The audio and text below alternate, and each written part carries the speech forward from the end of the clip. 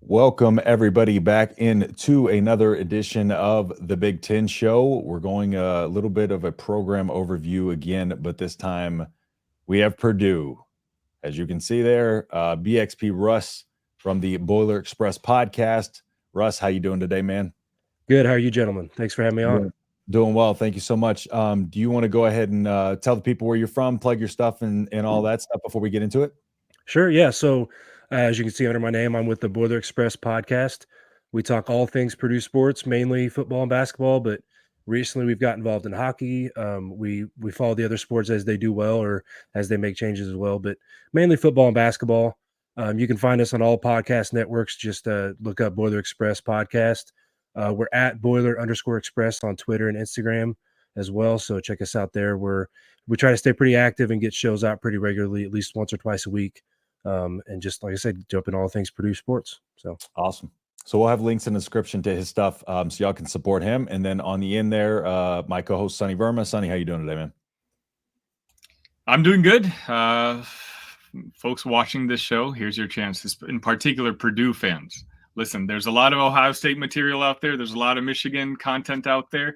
We at the Big Ten Show, we're trying to spread the love a little bit. So if you're a Purdue fan, if you're a Boilermaker fan watching this, give it a like, give us a sub so that we know that Purdue Nation shows up and that it's worth it for us to make content for you guys.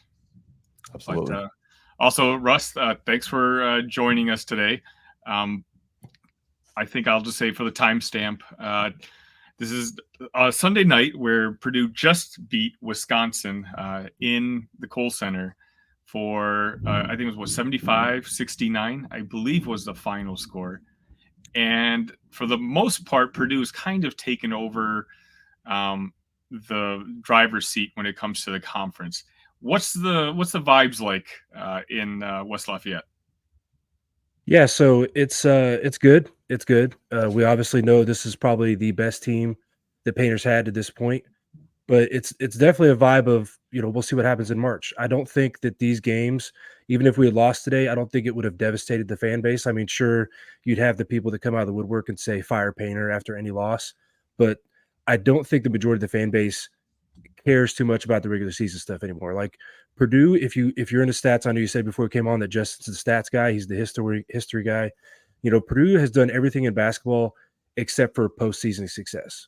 So we've won the Big Ten championships. We got more Big Ten championships than any other program. We've had great regular season success. We've been number one seed. We've won the Big Ten tournament a couple times now as well. So, Purdue fan base is just it's like, okay, can we peak at the right time in March? We peaked a little bit early last year, especially with what happened in March. But it seems like this year the vibe is much better. Painter has changed the way he's called games a little bit, the way that he has put together his lineup this year. So I think there's a lot more optimism about our shot this year come March. So let's just jump right into it. What is different about this team compared to the last couple of years? So to me, the biggest thing he's done differently is he's kind of embraced a 3-guard starting lineup that he hasn't really embraced the last couple of years, I don't think, especially from a scoring standpoint. So, last year we had a transfer named David Jenkins Jr., and he was a similar kind of makeup as what Lance Jones is, except for the rotation he did there was he rotated David Jenkins Jr., Braden Smith, and Fletcher Lawyer at the 1 and 2 spots instead of starting all 3 of them. And I think that's the big change he made this year was he obviously put Lance Jones in the starting lineup and actually placed Fletch at the 3. And that has just increased the power of our starting lineup and the scoring ability of our starting lineup. And then also putting Mason Gillis on the bench and putting TKR in the starting lineup has given our bench the ability to come on and get a couple buckets when we do have Braden and Edey and Fletch off the court. And so I think that's the 2 big changes he's done is he's made the starting lineup much more small ball centric, even outside of obviously having the biggest guy in the country. And that result is we're the number 1 3-point shooting team in the Big Ten as well. So the fact that we have the best guy in the nation, the best big man in the nation, and we're the top 3-point shooting team in what's probably the best, or at least I would say the second best basketball conference in the country, that has given us a little bit of dynamic nature that I think gives us a better shot in March. Bouncing off of that point, he just kind of said, what is the difference, and what do you think is the difference in this team for this year? What are some of the drawbacks that you think may may hurt y'all coming down the stretch, or some of the biggest points that you have noticed lately that may concern you, if it continues down the stretch? Well, as I said, he's put all the scoring in the starting lineup now. So Mhm. there are times, and we've had games where a bench scores like 6 points or 8 points in the game. Now, most of the time, it's been a game where we've won, obviously, because we've only lost to Nebraska and Northwestern. So it hasn't really affected us to the point we've lost a game. But it Yeah. does worry me a little bit in that, you can see Purdue, obviously, everybody says it's just Edey, and that's it. So if Edey gets in foul trouble, what happens? Well, Edey got in foul trouble against a certain team that one of you all represent here in Illinois. And what did TKR do? He came in and had a great game.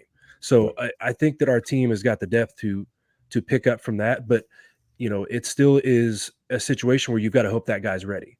If Edey does get in foul trouble, is that guy going to be ready? And something that's happened to Purdue over the years, and it's gotten louder in the regular season this year, is Purdue has been officiated in a way that makes the country angry for a while now. It's because Edey's National Player of the Year. It's the big story, right? But Yep. when we had Isaac Haas, when we had Travion Williams, when we had AJ Hammond, you want to go all the way back then, we've always got officiated a certain way where people complain that the 7-foot guy gets away with everything, that the big Haas gets away for everything.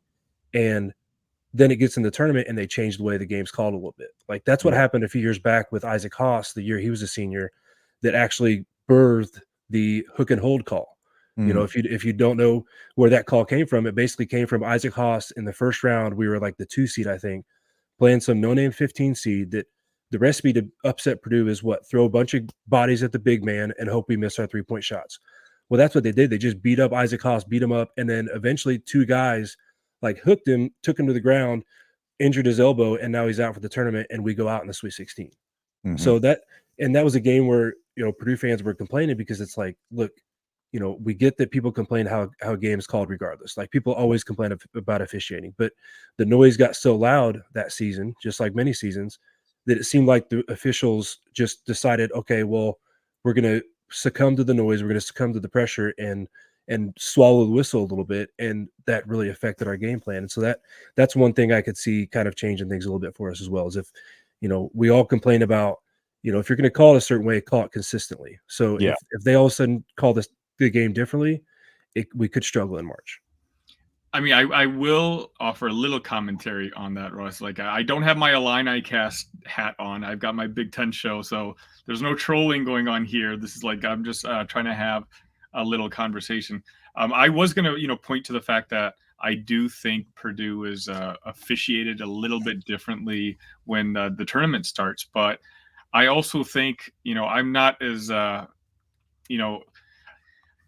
the Big Ten officials know what Zach Edey is. They know Purdue basketball. And so one way or the other, whether it's Edey committing fouls or Edey getting fouls, either side will complain one is being favored or the other. But the Big Ten, they see this team, multiple times in a season. I think they have an understanding of, how the style of play Purdue plays. And, they kind of have an established guidelines of how to ref a particular game. I think when it comes to the tournament, it's not necessarily reffing a different game or calling different rules. It's just that when they're seeing a team from fresh, like, they're calling a game the way they see it. Whereas a Big Ten team who's kind of more comfortable with, they know, Edey's just a physical guy down low. He's getting hacked. In my opinion, he gets away with a couple fouls himself, but they kind of swallow the whistle on one way or the other. Whereas I think the outsiders, the new referees who've never really seen that, they've never. How many Zach Edeys are there in this country? None. There's no big behemoths, especially that skilled. Notice I did say skilled. That they're reffing in different conferences. So I wouldn't say, at least in my opinion, that it's other refs listening to the crowd. I just think this is usually when Purdue comes into the arena, it's a style of team, a style of player that they're not used to officiating. So they may call things that you guys are watching an entire season worth of basketball that isn't called otherwise. They might call those fouls. And, that's kind of what's, may have led you guys out of the tournament. And that's the only thing I'd be afraid of if I were you guys. I mean, I'm being completely honest. Again, Illini cap is off. I think you guys are clearly the best team in the country, You have the best big man, and Smith is great. Lance Jones is. You've got great role players, veteran role players, but the bottom line is the tournament is officiated differently because it's not Big Ten refs, and it's a different So style. So there's actually, I just want to stop you real quick there too, and I learned something. I feel like it was a season or two ago. It was fairly recently. There actually are no Big Ten refs in basketball. So in football, you do have like Big Ten officiating crews, SEC officiating crews. In college basketball, that's not the case. You'll have officiating crews that ref a game at UCLA and then go call a game at Texas and then go call a game at UConn and then go call a game at Purdue. So it's actually the officials rotate. So we see certain crews maybe 2 or 3 times during the season, and then the best crews, I guess, kind of like NBA style, the best crews get called up for the NCAA tournament.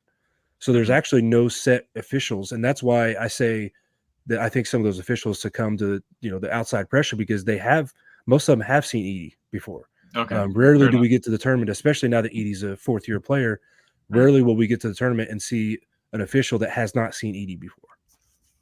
Okay, well, lesson learned. We'll wipe the last 5 minutes out. I'm kidding. So, but also too, I do want to call out like the officiating noise is crazy this year. Like it's insane. It's always always not just for you happened guys, before. though, for the record. What's that? It's not just for you guys. I mean, yeah. Oh yeah. Mainly it's you guys. Yeah. Yeah, because it's always the top guy that gets hit the most, right? Like people want to hate on Michigan because they won the national championship. Yeah, there's the cheating noise and the outside noise, but like if Northwestern, well, I guess Northwestern made a bowl game this year. If Indiana is cheating, nobody's really going to give a crap because they're not even playing in the postseason. But I'm going to call them almost crybaby fans that are like literally clipping shots of an Edey play or a certain play and saying, "Oh, where's the foul on this? Like, I can't believe that."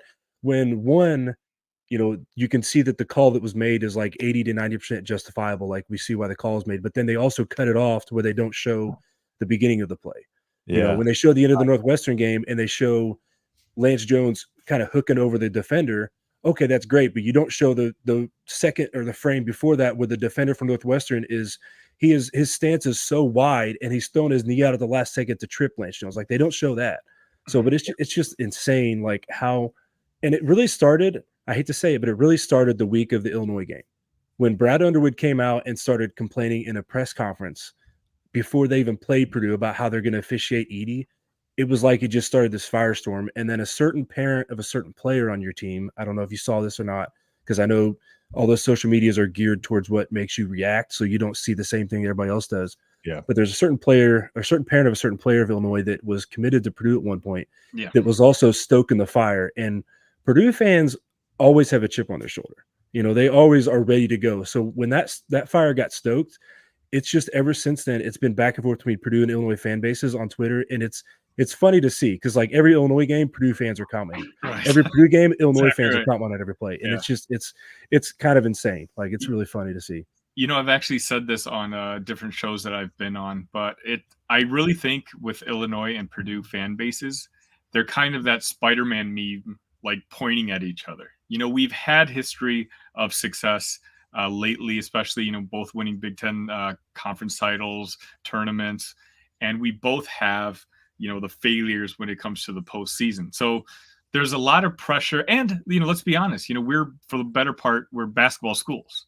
That's where most of our passion lies. And so, it's it's tough. Like, we're so easily triggerable on each side. Like even I have fun with the Purdue guys on Twitter who, everyone's trying to get impressions. Everyone's trying to get likes, this and that. So, as you were saying, I think it's just one of those where when people say something about Illinois basketball or like they've got the worst fans, whatever, why do they say that? It's because they know they're going to get a bunch of clicks, a bunch of responses. You have those national shows, right? Field of 68, you have Sleepers Media.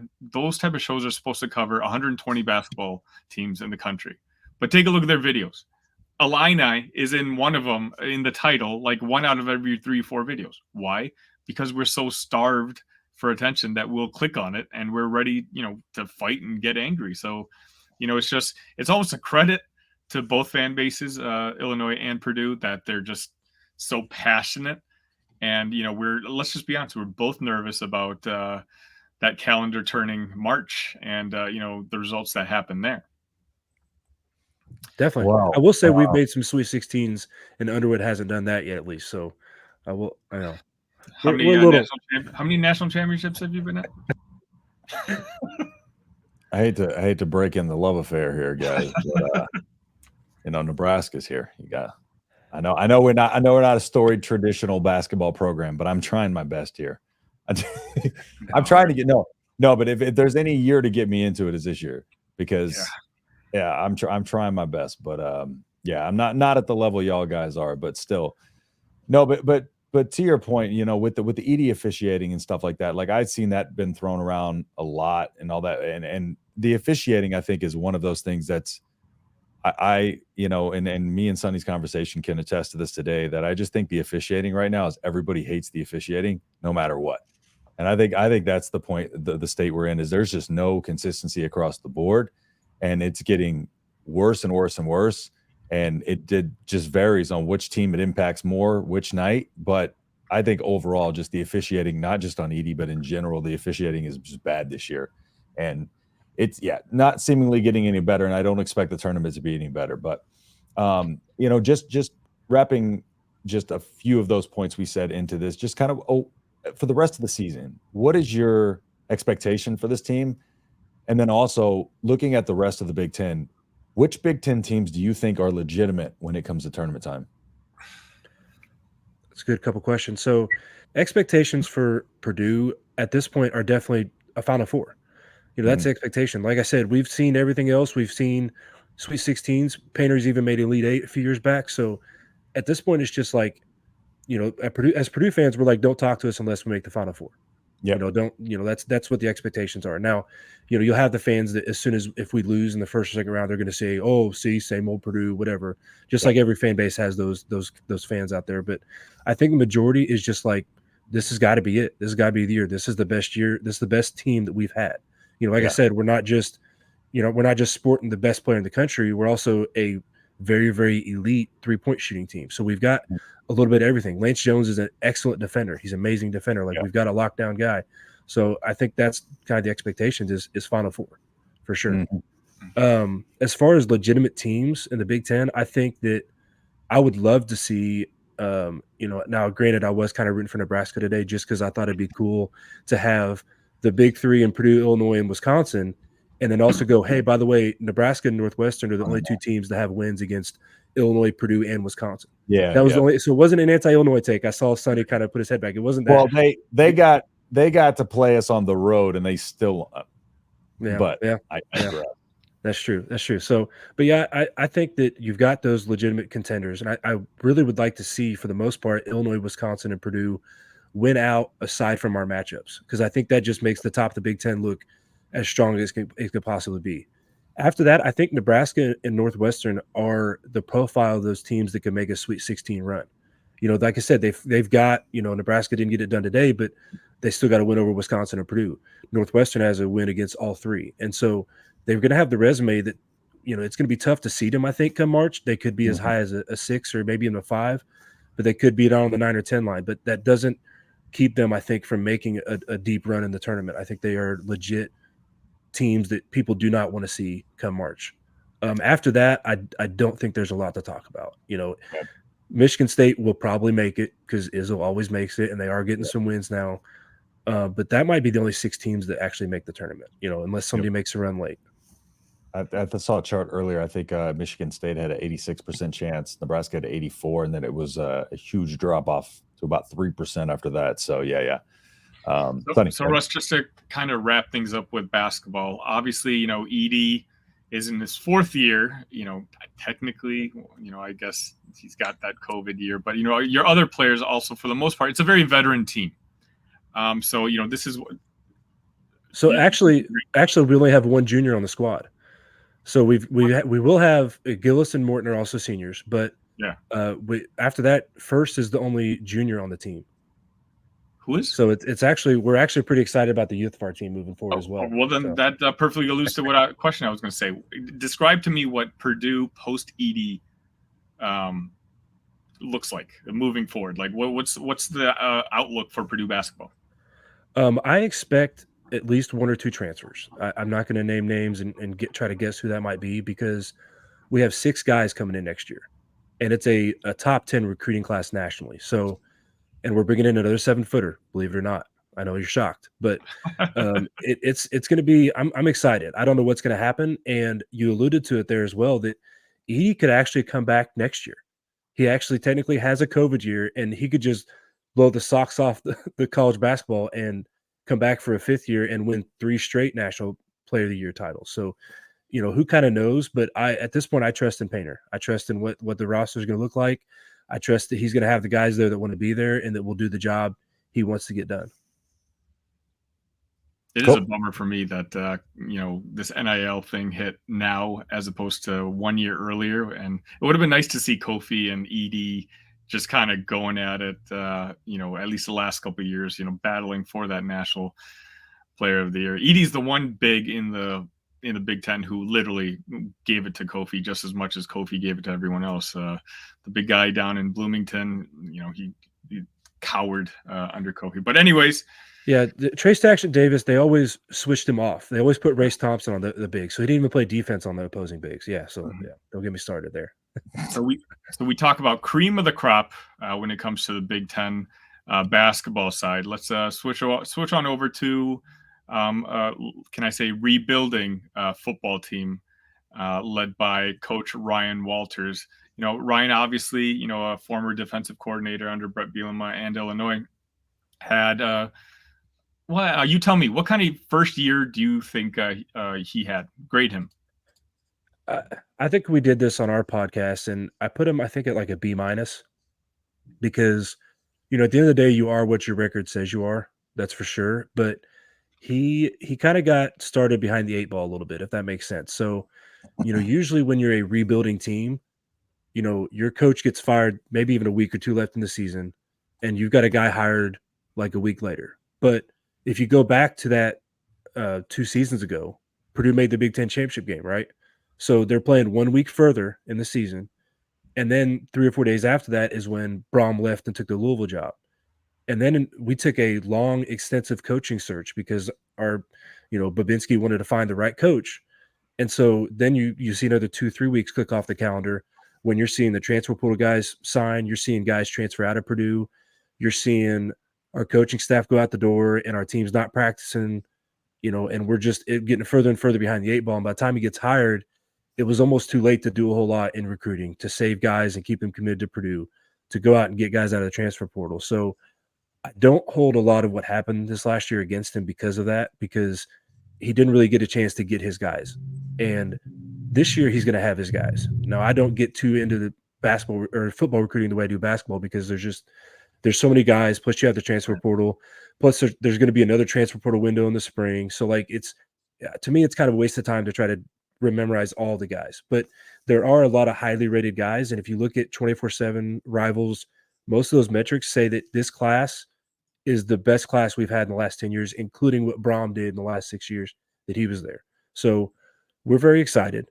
We're very optimistic. And once again, like I said, Purdue fans always have a chip on their shoulder, and we're sitting there looking at, I won't name names, Justin, but there's certain other coaches that were first-year coaches in the Big Ten that won one more game than Ryan Walters, that they're expected to be like a top 5 or 6 team. And it's like, well, Purdue was tied. Purdue was tied at 3-6 with Nebraska, Illinois, Minnesota, but everybody's just slotting them at the bottom and just discarding them and saying, oh, that's same old Purdue, they're going to be at the bottom. But I'm really excited about this year for Purdue football. I think that my expectation is a bowl game, but I think that we could shock people and do even better than that. Yeah, and I pull these up here because you can kind of see what you're talking about. So 2023, the class here, 58th overall ranked, 70th composite, 34th ranked in the transfer class. And then coming over to 2024, 14th ranked transfer class, 30 composite, 32, which is, overall 32 for Purdue is actually a very, very high, very, very respectable number there. So, what do you think in terms of recruiting and stuff like that? What do you think has been the difference, and what do you think has been the, Ryan Walters' biggest key in trying to load this roster with some of his guys in there? And do you think he's been successful thus far in the parts of it you followed and getting the type of guy he wants? Yeah, so I think it helps us a lot that he's young. He's a young guy. He's He's he's a hyped guy. He loves getting hyped up, and he loves catering to and creating an experience for recruits when they visit. And he's very transparent about that with his locker room. He doesn't, he's kind of like he takes a page out of Painter's book a little bit. He doesn't necessarily lie to recruits. He says, hey, you're going to have a chance to play. Yep. And we're not going to cater to anybody. If you're the best guy, we're going to play you. Like you look at Dylan Thieneman this last year as a true freshman and what he did. And we had guys like Sanusi Kane who was coming in as a fifth-year senior that we thought he's the guy. He's going to get the position. Yeah. But no, Dylan Thieneman played back there. So he's going to play the right guys and the best guys, no matter how long you've been there, no matter if you're a walk-on or a 2-star or 3-star. And I think that's really helped him in recruiting because especially with getting some O-line guys this year in the transfer portal and via recruiting, he said, hey, there's this opportunity. And if you're the best guy and you're going to give us the opportunity to win, we're going to put you in there. And so that, and, just with today's day and age with social media, with, everything that's changing, I think it helps Purdue to have a guy that's connected with that side of things too, that he's very involved in social media. He responds to anytime we play Illinois in a sport, he's responded to it. If we're playing him in women's basketball and we beat Illinois, he's like responding because he knows that's out there. He knows the Purdue Illinois thing's out there and he's going to lean into it. I think that the fact that he's young and the fact that he can connect well to these kids on social media and he's got a young staff around him as well. Like every guy on that staff, it seems like is in their 30s. So I think that helps him a lot. Yeah, very much a player's coach. So, definitely. I mean, obviously we only have 1 year to really judge him on, but what kind of things maybe concern you a little bit? Ryan is a first-time head coach. So I'm sure there's a couple things that you saw that you're, kind of hoping that, it was just 1 year, but he's got to improve on this. Yeah. So, if you're plugged in the Purdue fan base, the big thing they're going to say is being able to get 1 yard. We had a lot of situations last year where, we could have won 6 games instead of 4 games if we got 1 yard in certain key situations. And, the short yardage run game and being a guy that is defensive minded and then he hires guys in air raid, everybody was very concerned about the run game. Now, there were definitely games where we saw that not be an issue at all. You look at Minnesota where Maccabee runs for 150 plus and you go, okay, well, let's do that every game. Yeah. I think the biggest weakness last year was our offensive line. I think that's the big reason you saw such a discrepancy between the high highs and the low lows. The games where we got an offensive line that was healthy, that was the guys we wanted in, we started the season with like a third string center basically. And so we were starting behind the 8 ball and we never really got the guys in place. Now he went and made sure he got I think the transfer portal, he got 4 or 5 guys that were, we're talking 6'4", 6'5 plus, 280, 300 plus guys that are the kind of bodies you need in the Big Ten to protect Hudson Card. But, it's kind of like the Matt Rule game plan. Even though he didn't have the track record and he hasn't been a head coach before, you kind of expect that first year to be kind of a little rocky. You're going to expect him to get his guys. He's got to get his guys in place. And he didn't really have that last year. So, there's not really a concern for me necessarily. I'll be concerned if he doesn't start to turn it around this year and take that next step forward.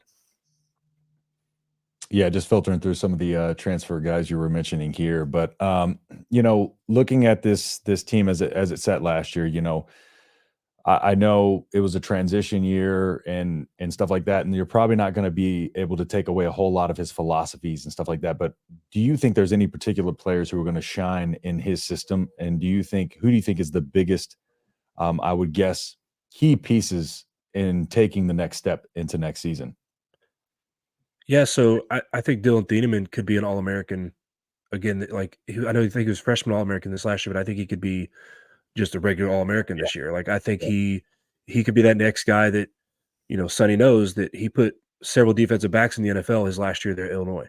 Now, a lot of people want to say it's Bielema's gets the credit. He gets the credit. That's another part of the whole feud on social media is who gets the credit. But he ran a defense where defensive backs went and played in the NFL and they're making plays on Sunday. So I think Dylan Thieneman is the next guy in that line of bodies that are going to do that. Now, our defensive backs, our cornerbacks on the line, last year it was, transfers, guys that played safety before their whole career, just guys that were not, his typical prototype for a cornerback playing man covers on the line there. So I think that's going to be a key thing for him to do to who's going to step up in those positions. But I think Hudson Card's going to surprise people this year. He was kind of written off as, you compared him to Caliac Manis, and some of these other younger quarterbacks this last year, and treated Hudson Card like, well, he's a veteran and he's not getting it under Purdue. Well, he's still got 2 more years of eligibility. Like he started at Purdue last year with 3 years remaining. So he's still got this year and next year to really kind of put it together. And I think if our O-line can protect him, he could be even better last year. Like he was still, I think, fourth or fifth in most passing stats last year in the Big Ten. So if he can get protected, I think he could really, really have a big year. We've got a lot of new teams joining us next year, in the Big Ten moving forward with the whole college landscape essentially, completely changing. What's the mood with you guys? It's, obviously we're kind of at the same level, you and I, but like, what kind of role do you think Purdue football, which is basically drives most of the money when it comes to these media contracts, like where do you think Purdue can kind of fit in to the future of the Big Ten Conference? Yeah. So, you're talking about football and basketball or just football? I mean, I don't think we need to talk about basketball just because we know Purdue, is always going to be a good basketball program. And the teams that are coming from the West, outside maybe UCLA, don't necessarily. I mean, Oregon's been good as of late, but I think the conversation is, and all this money is mainly derived from football. So let's just talk football. Okay. Yeah, I was just trying to get basketball in there because obviously it makes Purdue fans feel better when we get to talk about how good our basketball team is. Well, that's the case. I want to make a volleyball show. There you go. There you go. No, but I think football, I think we'll be okay. I don't think, we need to be booking tickets to the Big Ten championship game anytime soon now. It definitely got that much harder. But, our schedule, we got a little bit lucky, and I'm not saying they're wins, but we got a little bit lucky that they protected Indiana and Illinois for us. Yep. So we get Indiana and Illinois every year, and then we control our 3 non-conference games. So if we can schedule and kind of lean towards that program, like the SEC style, and schedule very winnable games outside of conference play that we should go 3-0 in, and then we get Indiana and or Illinois, that's 4 or 5 wins. Then we're talking about, let's try to win like 2 or 3 other games, and we're going bowling every year. So I'm not too nervous about our ability to get back to where we're expecting to go to a bowl game every year. And, we played in the past, we played home and homes with schools like Oregon. We're playing a home and home with Oregon State starting next year. And we've historically done really well, even though Oregon might be a top 10, top 25 team nationally. And we've seen before teams join the Big Ten that are, powerhouses or are known for being very good programs. And they get in the Big Ten and realize, okay, this is a little bit harder to compete here than what everybody says, right? Everybody laughs at the Big Ten football wise, especially what was the Big Ten West. But then when they have to actually go play those teams, they realize, okay, this is a whole different ball game. So I think that we should expect to go to a bowl game every year, but it's going to be, you're going to have to really catch lightning in a bottle to get to the Big Ten championship game. I just pulled something up here. I'm going to pull it up on the screen, and I'm going to have you take me real quickly through this with your thoughts. All right. Let's run through this schedule real quick here. Have you had a chance to make a prediction? Oh man, I don't think so. I don't think I've gone through each game in particular. I did predict, I believe, 7-5 though. I think overall, just looking at the schedule, and that's kind of counting, some possibles in there and going, if we get 2 of these 3, we should be at 7 for sure. Tough. I mean, they did not do you many favors on the schedule. That's for sure. Not the easiest schedule, but definitely some winnable games in there for sure. So 4 wins last year. Do you think they'll improve upon the 4 wins from last year? I do. I think worst case scenario, it's a 5-7 season. I do think we get, we get some breaks. Like I said, we still have Indiana, Illinois.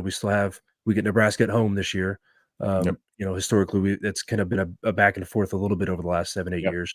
Really but Rule does take that big second step. So, I think 5 wins is the basement, and so I do think we improve regardless. Yeah, it's reasonable.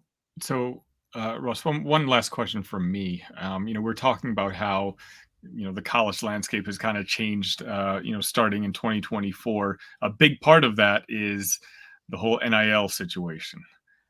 When it comes to Purdue, like, where do you think, like, what have you heard about, kind of where you rank in the Big Ten Conference? What, like, are you guys spenders, or are you guys, kind of needing to adjust? Like, what have you heard about, the participation of Purdue when it comes to the whole NIL.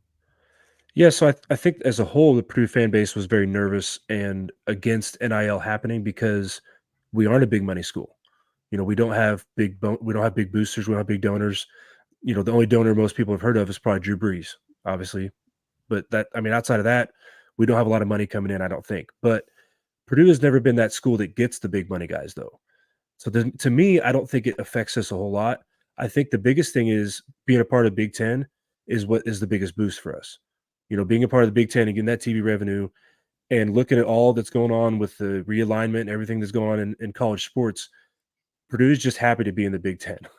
Yeah. We're not going to be the school that if the Big 12 exploded, they're going to come get Purdue from the Big Ten. No, so being in the conference that is in, the center of what's going on is huge for Purdue. And, basketball program, I think the big thing is obviously we're competitive, right? We've been number 1 3 straight years. So it's easy for Painter to say, hey, you want to go to, let's say, Indiana, right? The blue blood that's got the big donors, that's got the money, and maybe make the tournament? Or do you want to come to Purdue and see the product I put on the court? You're going to compete. You're going to get a chance in March. Not talking about what actually happens in March, but you're going to be there. You're going to have a chance. Football, we've always kind of had, the walk-ons or the 2-star, the 3-star guys. We've never, Braun was the first coach I think that came along and started getting the 4 or 5-star guys like a Rondale Moore, like a George Karlaftis. But before then, in the Tiller era, and even when we were making bowl games in the Hope era, we weren't doing it with the big guys that were getting bid at by Alabama or Ohio State. So I don't think it affects us a whole lot. Cool. Well, I really appreciate all your insight today. We really appreciate you coming on the show and taking the time to come on here and give us, like I said, a very in-depth perspective into Purdue football and basketball as Purdue basketball soaring on top right now. Sorry we had to make you talk about football for a little bit, but you get to leave out of here and go talk basketball. So no, but again, I really appreciate your time. Great conversation. Loved having you on. And, hopefully we'll have you on again. So last, do you want to tell everybody where they can find you one more time, just to make sure? And then again, links in the description. So go find his stuff there. Yeah. And thanks for having me on. Had a lot of fun. I always love talking Purdue sports. Just anywhere you find media, search Boiler Express podcast. That's the easiest way to find us. You'll find us that way. Awesome. Well, again, thanks for coming on, Sonny. Thank you for dropping in as always and joining me on the show, even though and not rubbing in the wind today. I appreciate that. So, well, speaking of which, I think you're going to have a new sign off for the show tonight. So, right. The audience can tune into that state for that. We're starting that right now. Absolutely. So, what I just say? Yeah, L. Thank you, sir. That's all I needed. I got to do this 2 more times, right? Absolutely. Yep. All right. Well, guys, I'm out. I'm done. All right, everybody. Peace.